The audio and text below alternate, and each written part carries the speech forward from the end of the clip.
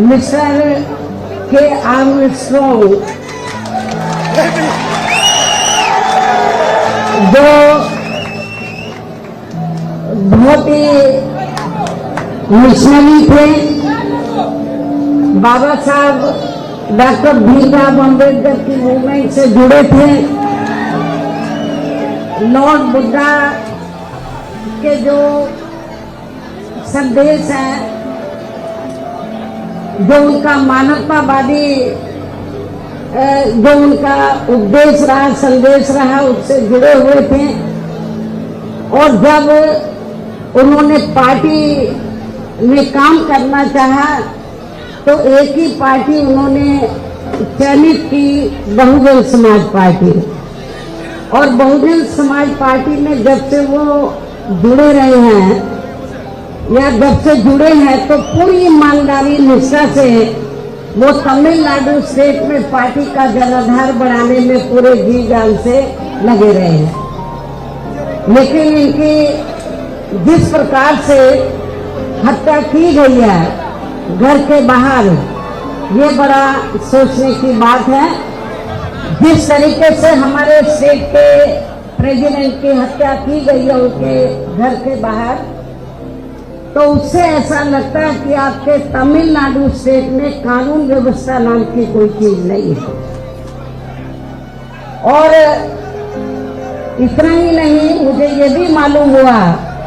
कि जिन्होंने हत्या की है अभी तक वो असली जो अपराधी है वो पकड़े नहीं गए हैं। केवल खाना पूर्ति के लिए कुछ कर लिए हैं, असली अपराधी अब नहीं पकड़े गए हैं।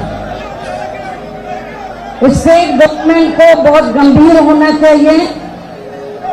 क्योंकि ये हमारे स्टेट के प्रेसिडेंट का मामला नहीं है अकेले, पूरे तमिलनाडु स्टेट में जो वीकर सेक्शन के लोग हैं, दलित वर्ग के लोग हैं,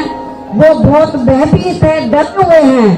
कि जब बीएसपी के स्टेट के प्रेसिडेंट के साथ ऐसा हो सकता है तो हमारे साथ क्यों नहीं हो सकता है। ये बड़े गंभीरता से सोचने की बात है। इसलिए मेरा यहाँ की जो स्टेट गवर्नमेंट है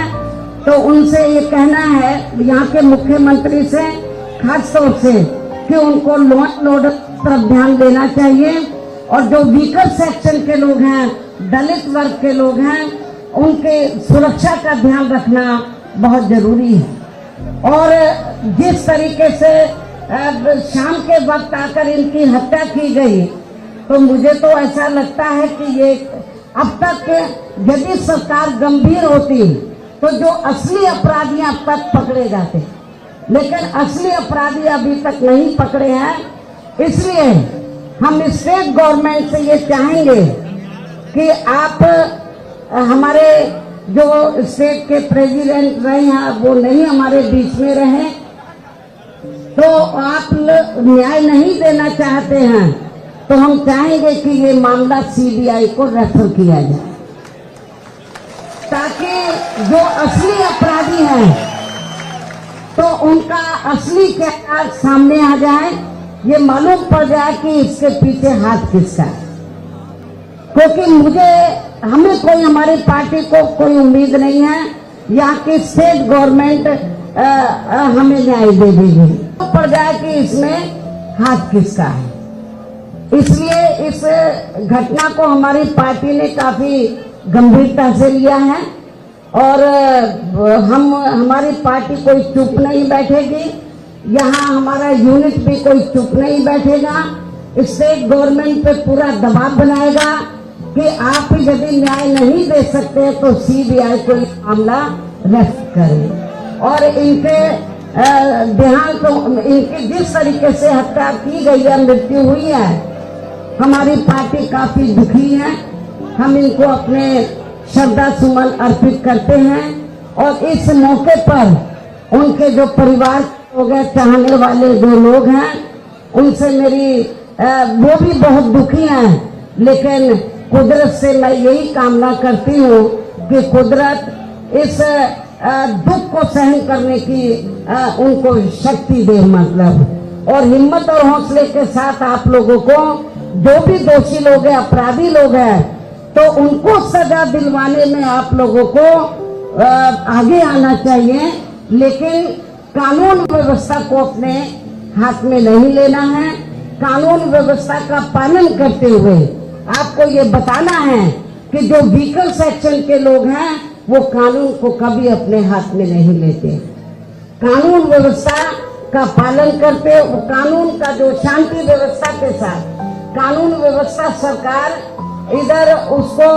सही ढंग से वो मेंटेन करे या ना करे, कानून व्यवस्था का वो ध्यान रखे या ना रखे, लेकिन हमारी पार्टी चाहती है कि स्टेट में कानून व्यवस्था सही हो। और आप हम अपने स्टेट के प्रेसिडेंट को जो नहीं रहे उनको न्याय दिलाने के लिए हमारी पार्टी के लोग कानून को हाथ में नहीं लेंगे। शांति व्यवस्था के साथ आप अपनी बात स्टेट गवर्नमेंट के सामने रखें। और मैं मीडिया के माध्यम से स्टेट गवर्नमेंट को, यहाँ के मुख्यमंत्री को मैं ये चाहती हूँ कि यदि आपका इस घटना में आपका हाथ नहीं है तो फिर आप इस मामले को सीबीआई को जरूर रेफर करें, ऐसा मेरा उनको कहना है। और इस मौके पर मैं पार्टी की ओर से विश्वास दिलाना चाहती हूँ कि हमारी पार्टी उनके दुखी परिवार के साथ है, उनके पूरे परिवार का पूरा ध्यान रखेगी।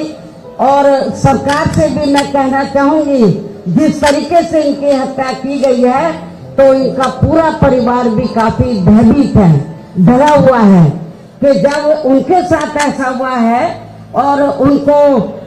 किस तरीके से काट के मतलब उनकी मृत्यु की गई है, हत्या की गई है और उनकी मृत्यु हुई है, तो हम सरकार से चाहेंगे कि उनके परिवार को पूरी सुरक्षा उपलब्ध कराई जाए।